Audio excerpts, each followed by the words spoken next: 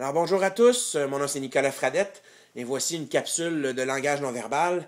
Donc pour ceux qui suivent mon blog, j'aime beaucoup faire des capsules le lendemain de l'émission Tout le monde en parle sur Radio-Canada. Alors voici celle portant sur l'entrevue de Jean Charest, le premier ministre du Québec, à l'émission hier soir.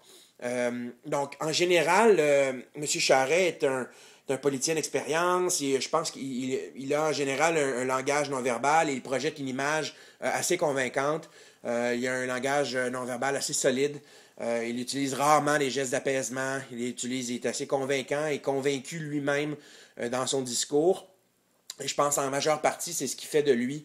C'est ce qui a fait de lui, dans le fond, d'avoir l'image pour avoir la carrière politique qu'il a eue.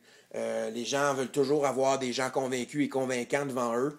Ce sont les images qu'on veut d'un leader.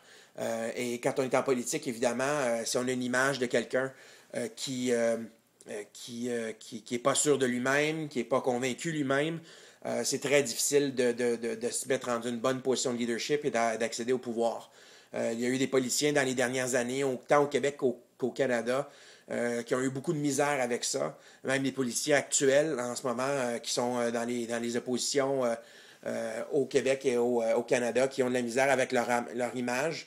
En grande partie, ça les aiderait beaucoup d'avoir un coach en non-verbal parce que franchement, des fois, ça fait dur un peu. Mais bon, pour revenir à l'entrevue, donc Jean Charest ne donne pas grand-chose. C'est rare qu'il va laisser paraître son stress, son anxiété. Utilise rarement des gestes d'apaisement, mais il y a certains gestes des fois qu'on ne peut pas éviter trop. Puis ici, on va regarder 3 gestes et expressions faciales qu'il a faites durant l'entrevue. La première, on va écouter le clip et puis c'est au moment où Guillaume Lepage énumère tous les organismes et les sociétés qui ont émis une opinion favorable à une enquête publique sur la construction. Donc, on va écouter le clip et je vous reviens après, essayer de voir s'il y a quelque chose d'anormal ou de différent chez son langage corporel. Depuis plusieurs mois, les allégations de corruption dans l'industrie de la construction se multiplient. 8 Québécois sur 10 souhaitent la tenue d'une enquête publique. C'est aussi ce que demande l'Association des policiers provinciaux, la Fraternité des policiers de Montréal, l'Ordre des ingénieurs, les procureurs de la Couronne, le Conseil du patronat du Québec, l'Union des municipalités du Québec, même la FTQ a fait volte-face et réclame maintenant une enquête publique. À chaque jour, vous répondez qu'une enquête policière est le choix de votre gouvernement. Voici un extrait de l'entrevue que le journal... OK. Alors, lorsque Guy Lepage énumère tous les organismes qui sont pour une enquête sur la construction, M. Charest reste là, mais il y a quelque chose de très distinctif qu'il fait. Je vais reculer le clip et je veux que vous attardiez vraiment votre regard sur ses yeux, justement. Et en particulier son clignement d'œil. En moyenne, on cligne des yeux de 6 à 8 fois par minute lorsqu'on est dans notre état normal. Et vous allez voir que lorsque Guy Lepage commence à énumérer les sociétés qui sont pour l'enquête, vous allez voir que son taux de clignement d'yeux augmente considérablement et vous allez voir qu'il est beaucoup plus élevé que 6 à 8 fois. Donc allons-y, écoutons-le. Regardez son clignement d'œil. Depuis plusieurs mois, les allégations de corruption dans l'industrie de la construction se multiplient. 8 3, Québécois sur 10 souhaitent 4, la tenue d'une enquête publique. 5, C'est aussi ce que demande 7, l'Association des policiers provinciaux, 8, 9, la Fraternité 10, des policiers de Montréal, 11, l'Ordre des ingénieurs, 12, les procureurs de la Couronne, 13, le Conseil 14, du patronat du Québec, 15, l'Union 16, des municipalités du Québec, 17, même la 18, FTQ a fait 19, volte-face 20, et réclame 21, maintenant 22, une 23, enquête 24, publique. À chaque 25, jour, vous répondez 26, qu'une enquête 27, policière est le 28. choix de votre gouvernement. Bon, alors comme vous pouvez voir, c'est beaucoup plus que 6 à 8 par minute, c'est pratiquement 1 par seconde. Ça, c'est ce qu'on appelle un geste d'apaisement. Donc, c'est une façon, si on veut, de relâcher notre stress. Et on va faire ça quand on est justement lorsqu'on est stressé ou lorsqu'on on a de l'anxiété. Donc, c'est beaucoup moins apparent que quelqu'un, par exemple, qui va se frotter le derrière de la tête ou frotter le cou ou se frotter les mains ensemble. Mais c'est quand même un geste d'apaisement lorsqu'on est stressé. C'est d'ailleurs un mythe. Il y a certaines informations, des fois, qui sont véhiculées comme de quoi que c'est associé au mensonge, ce qui est faux. C'est associé totalement au stress. Par contre, évidemment, lorsqu'on est en train de mentir dans une situation qui a un enjeu important, peut-être qu'on va être stressé, puis à ce moment-là, on va avoir un taux de clignement plus élevé. Mais il reste quand même que c'est pas du tout un signe de mensonge lorsqu'on cligne des yeux d'une façon anormale. Donc, quand même, un geste d'apaisement ici que M. Charest a donné. Puis, je vais reculer un peu le clip et je vais vous remarquer, lorsqu'il va parler de la FTQ Construction en particulier, on sait que la FTQ Construction était contre une enquête jusqu'à tout récemment. Et on peut voir que lorsque le mot FTQ Construction est nommé, M. Charest va poser un petit peu son clignement, il va fermer les yeux un peu plus longtemps que juste un simple clignement d'œil. Regardez. Les procureurs de la Couronne, le Conseil du patronat du Québec, l'Union des municipalités du Québec, même la FTQ a fait volte-face. Oups, pardon. Maintenant. Bon, je vais reculer, ça pas. FTQ a fait volte-face et réclame maintenant. Là. Donc, c'était pas très long, mais on voit que c'est vraiment c'est pas un clignement d'œil normal. Les municipalités du Québec, même la FTQ a fait volte-face et réclame maintenant. Voilà. Donc, ça, ce que c'est, dans le fond, c'est ce qu'on appelle un blocage. On va des fois mettre nos mains devant nos yeux, nos mains devant notre bouche. Justement, Véronique Cloutier en parlait plus tard dans l'émission lorsqu'il y avait la personne qui a fait un documentaire sur les pratiques sexuelles internationales.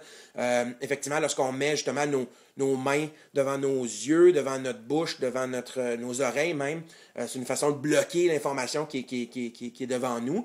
Mais une façon plus subtile de le faire, j'en ai déjà parlé sur mon blog dans une autre émission de Tout le monde en parle, c'est ce qu'on fait, c'est qu'on bloque nos yeux, on ferme nos yeux un peu plus longtemps que la normale, qu'un simple clignement d'œil. Donc, dans ce cas-ci, probablement que les nouvelles des dernières semaines concernant la FTQ Construction qui a changé d'avis, c'est quelque chose qui l'a touché ou en fait qui est allé chercher ses émotions un peu plus que les autres séries, là, comme le syndicat des policiers, tout ça, qui ont annoncé il y a beaucoup plus longtemps qu'ils étaient pour une enquête publique. Donc, un blocage d'œil ici lorsqu'on a mentionné la FTQ Construction. Et le dernier clip que je vais vous faire entendre, c'est un peu plus tard dans l'entrevue, donc je vais l'avancer. Et ça, c'est vraiment intéressant. C'est pas, si on veut, un gage de certitude, mais il y a quand même quelque chose là. C'est lorsque M. Charest va parler de son mandat et lorsqu'il va dire qu'il va continuer son mandat et tout ça. Regardons un peu le clip et je vous reviens là, un peu plus tard avec mon explication. Moi, j'ai comme un ressort. Hein? Quand ça m'arrive, là, je me dis, c'est pas vrai que je vais baisser les bras, c'est pas vrai que ça va se passer demain. Il n'y a pas de fatalité dans la vie. Si on pense que tout est décidé d'avance, si on pense que les affaires vont se passer, peu importe ce qu'on fait, on reste chez soi. On fait de la politique parce qu'on y croit. Point à la ligne. Donc, vous allez finir votre mandat. Certainement que je vais le finir, mon mandat. Est-ce que vous allez vous représenter? Les Québécois en décideront. D'ailleurs... Bon, alors, très, très intéressant. Lorsque Guy Lepage lui demande, donc, vous allez finir votre mandat... vous allez finir votre mandat. Écoutez bien. Certainement que je vais le finir, mon mandat. Est-ce que vous allez... Très bien. OK. Mais regardez, je vais le refaire jouer, mais cette fois-ci sans le son, parce que des fois, nos mots nous trahissent.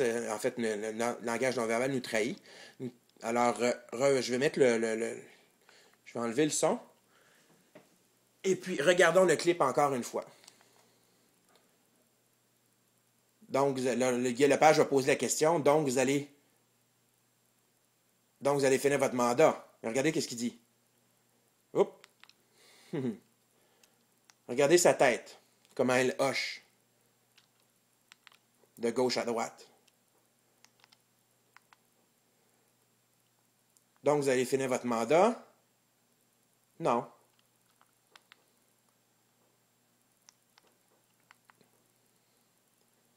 Donc, vous allez finir votre mandat?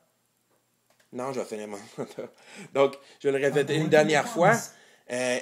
Donc, c'est ce qu'on appelle un hotspot, c'est-à-dire qu'il y a une divergence quand même assez importante entre le verbal et le non-verbal. Donc, quand il dit « oui, je vais finir mon mandat » et sa tête fait « non », de gauche à droite, il y a quelque chose ici là, qui est une incongruence. Là. Donc, vous allez finir votre mandat. Certainement que je vais le finir, mon mandat. Est-ce que vous allez vous représenter? Donc, en terminant, je dirais que sur cette dernière affirmation, je dirais que M. Charest n'est pas nécessairement aussi convaincu qu'il le dit. Et peut-être que certains diront que c'est normal qu'il y ait des doutes sur ça, mais je dirais que clairement, son non-verbal ici nous indique qu'il n'est pas aussi certain que ça de terminer son mandat. Donc, voici pour mon analyse de Jean Charest à Tout le monde en parle. Alors, pour ceux qui voudraient avoir plus d'informations sur le non-verbal, en général, je vous propose de visiter mon blog nicolasfradette.com ou sur mon site de consultation professionnelle sur nonverbal.ca. Merci.